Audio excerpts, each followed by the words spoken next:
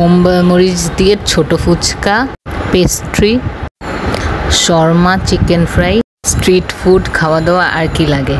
আসসালামু আলাইকুম, আশা করি আপনারা সবাই ভালো আছেন। অনেক দিন পর নতুন একটা ব্লগ নিয়ে চলে আসলাম।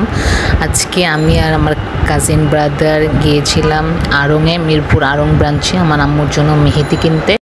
কিন্তু সেখানে গিয়ে দেখি মেহেদিটা নাই এবং কোনো ব্রাঞ্চেই নাই। পরে কি করব, ফেরত আসলাম। ফেরত এসে ফুচকা খেলাম। আমার কাজিন ব্রাদার বেলপুরি খেলো ঝাল কম দিয়ে, ও ঝাল খেতে পারে না, কিন্তু আমি বোম্বাই মরিচ দিয়ে অনেক ঝাল দিয়ে ছোট ফুচকা খেয়েছি, কারণ আমার ছোট ফুচকা অনেক অনেক অনেক ফেভারিট। আর ফুচকা মামার দোকানটা সনি স্কোয়ারের অপোজিটেই। তারপর সে আমার জন্য ছোট ফুচকা বানাতে লাগলো। আমি বারবার বলছিলাম বেশি করে ঝাল দিবেন। হিয়ার ইট ইজ, আপনারা মিরপুর আসলে অবশ্যই এটা ট্রাই করবেন, এটা খুবই মজা। ফুচকা খাওয়ার পর আমরা গেলাম একটা দোকানে, সেখানে আমরা পেস্ট্রি খেলাম। পেস্ট্রিটাও মোটামুটি ভালোই ছিল, খারাপ না।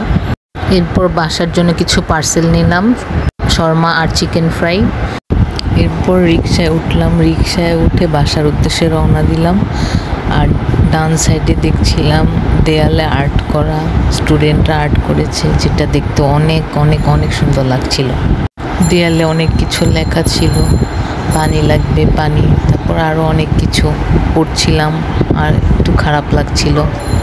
আজকের ভিডিও এই পর্যন্তই। সবাই ভালো থাকবেন, সুস্থ থাকবেন। আল্লাহ হাফেজ।